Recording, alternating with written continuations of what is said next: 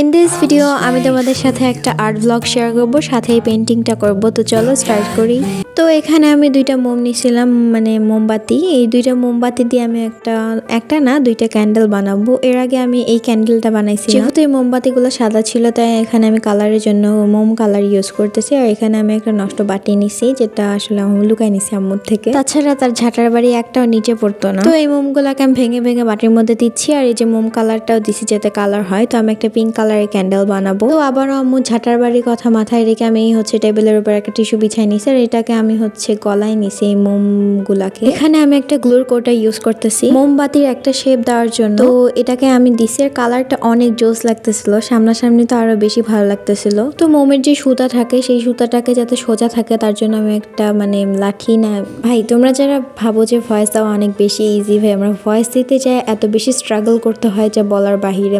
একটা জিনিস আমি 2-3 বার করে দিই, তাও আসেই না, এরকম একটা পিজি গিচ্ছি অবস্থা। এনিওয়েজ, এখানে আমি একটা পার্পল কালার ক্যান্ডেল বানানোর ট্রাই করছি, বাট এটা পার্পল কালারের হয় নাই, কেমন একটা হালকা টাইপ একটা কালার হয়েছে, যদিও সুন্দর লাগতেছিল। এই ক্যান্ডেলের ভিতরে পার্পল কালার বানানোর জন্য আমি ব্লু অ্যান্ড পিঙ্ক কালারের মোম কালারটা দিছিলাম, অ্যান্ড এটা ফাইনাল রেজাল্ট। তো আমার কাছে অনেক ভালো লেগেছে, তোমাদের কাছে কেমন লাগছে বইলো। তো এখন আমি একটা জারের খাপের উপরে পেন্টিং করব, আর এটার শর্ট ভিডিও আমি আপলোড করে দিছিলাম, তোমরা দেখে না থাকলে দেখে আসতে পারো, আমি লিংক ডিসক্রিপশনে দিয়ে দিব।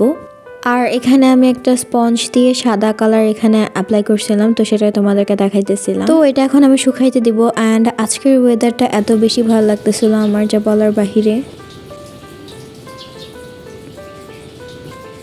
এই জারের খাপের উপরে আমি একটা কিউই ফলের পেন্টিং করব। যদি আমি কিউই ফল সামনে থেকে দেখি নাই, তো তোমরা দেখে থাকলে কমেন্টে বলতে পারো। এন্ড এটার প্রসেসটাও অনেক বেশি সিম্পল, তোমরা তো দেখতে পাচ্ছ। আমি কোনো কাজ যে ঠিকঠাক মতো করবো সেটা আমি করতে পারি না। এখানে আমি রং বাহিরে করে ফেলছিলাম, তো সেটা মুছে দিয়েছি। এট লাস্টে হ্যান্ডমেড ভার্নিশটা অ্যাপ্লাই করে দিলে রেডি আমাদের কিউই। তো এখন আমি একটা কাবা শরীফের পেন্টিং করব। যেহেতু সামনে রমজান, তাই আমি ভাবলাম যে কাবা শরীফের একটা পেন্টিং করে ফেলি। তো এখানে আমি প্রথমে একটা রাফ স্কেচ করে নিব, তারপর আমি ধীরে ধীরে এখানে কাবা শরীফের শেপটা দিতে থাকবো। এখানে আমি একটা স্কেল দিয়ে সমান সমান দাগ দিতেছিলাম, যাতে করে কোনো ভুল না হয়।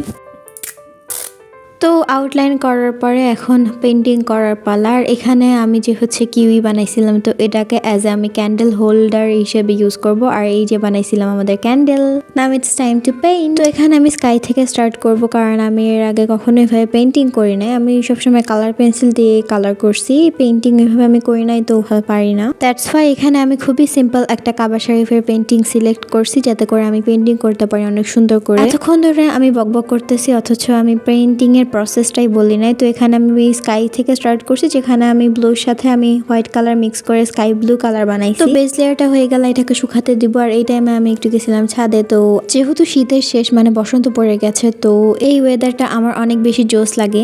তো এখানে কাবা শরীফের যে গোল্ডেন কালার যে ইয়েটা থাকে না, সেখানে আমি গোল্ডেন কালারটা ইউজ করব। তো এটার আগে আমি একটা ডিপ ইয়েলো কালার দিয়ে একটা বেস লেয়ার দিয়ে দিচ্ছিলাম।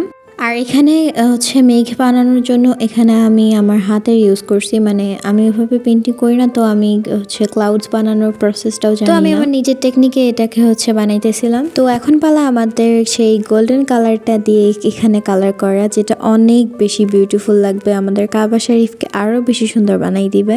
তো এখন আমি এটা অনেক সাবধানতার সাথে এই গোল্ডেন কালারটা এখানে দিতেছিলাম, তো তোমরা ভিডিওতে তো দেখতেই পাচ্ছ। এন্ড সত্যি কথা বলতে এই পেন্টিং বানানোর সময় আমার অনেক ভালো লাগতেছিল। অন্যান্য পেন্টিং করার সময় একটা ইয়ে থাকে যে আমি অডিয়েন্সের কথা ভাবি যে কি হবে না হবে। এটা আমি অনেক কনফিডেন্টলি বানাইছিলাম। এন্ড এখানে যে তোমরা আরবি লেখাটা দেখতে পাচ্ছ, সেটা আমার বোন লিখে দিয়েছে, কারণ আমি আরবি ভাবে লিখি নাই কখনো। ওর হাতের আরবি লেখা অনেক বেশি সুন্দর। এই ভাই, এটা বলতে হয়, না হলে তো আর আমাকে নেক্সট টাইম কখনো আরবি লিখে দিবে না কোনো প্রয়োজনে, তাই না? তো এখানে আমার আরবি লেখাটাও শেষ, আর আমার পেন্টিংটাও অলমোস্ট কমপ্লিট। তো এখানে আমি আমার সিগনেচার দিয়ে দিতেছিলাম। এরপরে শুধু টেপগুলোকে উঠে ফেলে আমাদের পেন্টিংটা রেডি। বাট আমি ভাবছিলাম যে এটাকে আমি কার্ডবোর্ডের উপর লাগাই, দেন গ্লু দিয়ে আটকাই দিয়ে দেওয়ালে লাগাবো। আর দেখো, এই গ্লুটাও আমার ফ্রেন্ডের মতো ঠিক সময়ে কাজ করা বাদ দিয়ে দিয়েছে। এটার কার্ডবোর্ডের উপর লাগাই দিলেই রেডি। এটা তো আমার কাছে অনেক বেশি সুন্দর লাগছে। তোমরা এটাকে 10 আউট অফ কত দিবে, তো কমেন্টে বলে যাও। বাই।